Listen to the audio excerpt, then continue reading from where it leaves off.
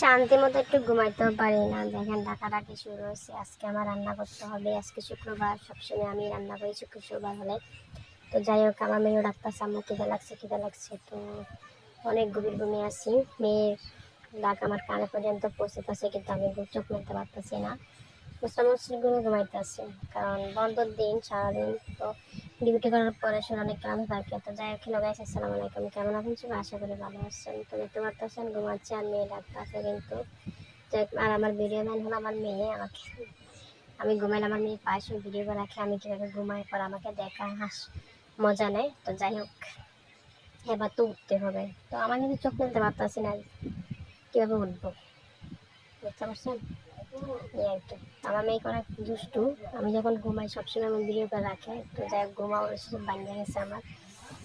তো একটু বান করতেছে যে মেয়ে কী করে। তো কাছে আইতেছে, আম্মু ওঠো ওঠো ওঠো। হ্যাঁ, যাই হোক, উঠে আগে ফ্রিজ থেকে তরকারি বাই করে রাখছে। এখন এগুলো কাটবো। ফ্রেশটা শুনে তরকারি কাটছে না, এক জিঙ্গা।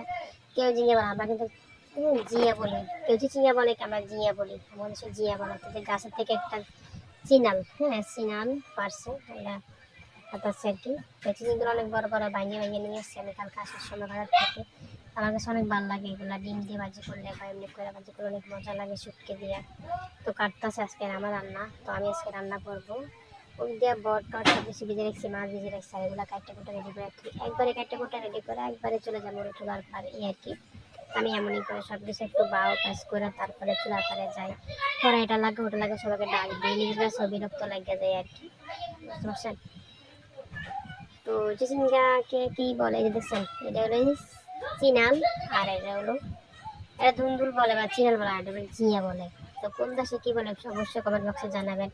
আর ওর কিন্তু বট ভিজাইছি, বট কিন্তু ভিজে গেছে, পরিষ্কার করা আছে বড়ের বট। তো এগুলো মোটা বটটা যেটা আর কি, ওরা আমি ছোটো ছোটো করে কাটে উঠে লেছি, কাটে সিদ্ধ করার সবাই। তো অনেকক্ষণ দুটো ভিজেছি, তো কেমন যেন হয়ে গেছে, আমি তুলে নরম চরম হয়ে গেছে। এগুলো আগের থেকে পরিষ্কার করা ছিল, এগুলো বাই করছি আর কাটতেছি। তো আমার কিন্তু মোটামুটি অনেক ভালো লাগে খেতে। সিদ্ধ করতে হয় আগে, সিদ্ধ করে নরম হয়ে গেলে অনেকটা ভালো লাগে আর কি। তো যাই হোক, প্রায় শেষ হবো আমার।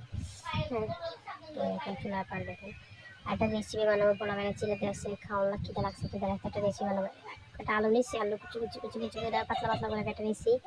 আমরা চিনি নেই আলুর যে দাম, যাই হোক আলুর দাম না, এখন যে তরকারির যে দাম। তো যাই হোক, পাতলা পাতলা পাতলা করে কাঁচা কাঁচা নিয়ে ধুইয়া দেখেন এবার একটা সরার সাহায্যে, একটা শলা বা কারের সাহায্যে এগুলোর ভিতরে ঢুকে দিচ্ছি।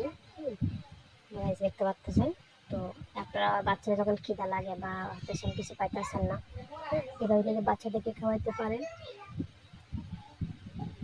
তো তারপরে এই যে একটু বেসনগুলো রাখছিলাম, দেখেন বেসন রেখে দিচ্ছি। বেসনের তেল চুবাইয়া আচ্ছা ভাইয়া, তারপরে যে তেল দিয়ে দেবে, বুঝতে পারছেন?